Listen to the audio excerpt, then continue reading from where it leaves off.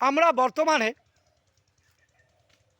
বাঙালিরা শিক্ষিত, সুশীল এবং কম্পিউটার যুগের মানুষ।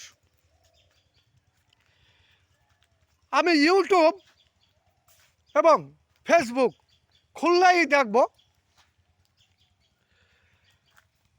মুসলমান ধর্মগুরুরা সনাতন ধর্মের শ্রাদ্ধ করছে।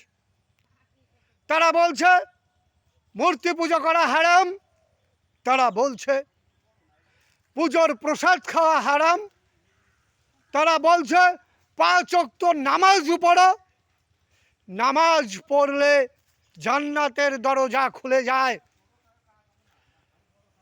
আমি এই সুশীল শিক্ষিত সমাজের মানুষদের, বাঙালিদের বলে যাই, যদি পুজোর প্রসাদ খাওয়া হারাম হয়, নামাজ পড়া হারাম, নামাজ করার কথাটা উচ্চারণ করা হারাম।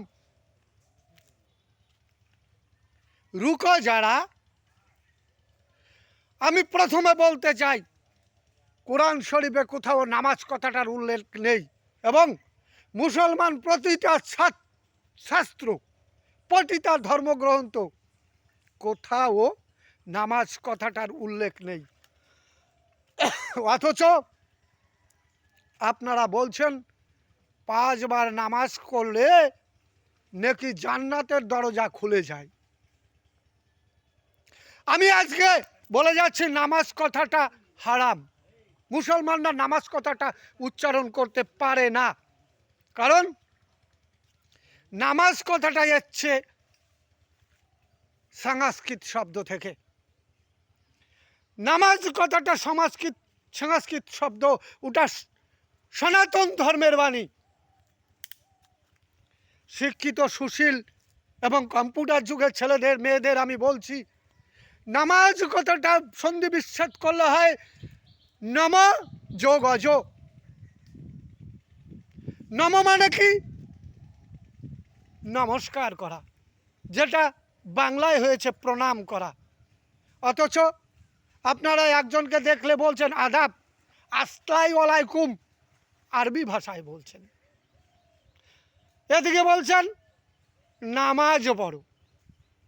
অজ, অজ শব্দের অর্থ হচ্ছে যিনি জন্ম না নিয়েও জন্মাতে পারেন, অর্থাৎ যিনি সৃষ্টি না হয়েও সৃষ্টি করতে পারেন, তিনি হচ্ছেন অজ। তাহলে নামাজ শব্দের অর্থ হলো কি? যিনি সৃষ্টি না হয়েও সৃষ্টি করেন, তানাকে নমস্কার করি, তানাকে প্রণাম করি। তাহলে আমি মৌলবী যারা আছেন তাদের বলতে চাই, আপনারা যে নামাজ কথাটা উচ্চারণ করেন, এটা কেন হারাম হবে না? আমাদের পরম ব্রহ্ম, যিনি অনন্ত কোটি ব্রহ্মাণ্ডের মালিক, যিনি জন্মায়ও না, মরেও না, যিনি সর্বভূতে সব জায়গায় আছেন, তানার কাছে মাথা নত করাকে নামাজ বলা হয়। আপনারা বাংলা ভাষাটাকে অর্ধেক আধা আরবি করে দিয়েছেন।